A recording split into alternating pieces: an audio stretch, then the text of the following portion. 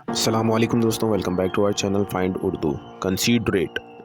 Considerate کا مطلب ہے شفقت والا، دوسروں کا خیال رکھنے والا۔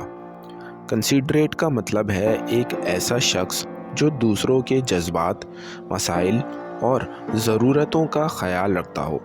یہ محنتی، سمجھدار اور دوسروں کا احترام کرنے والے لوگوں کے لیے استعمال ہوتا ہے۔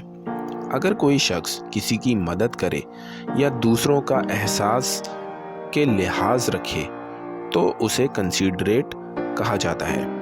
He is very considerate towards his friends۔ وہ اپنے دوستوں کے لیے بہت شفقت والا ہے۔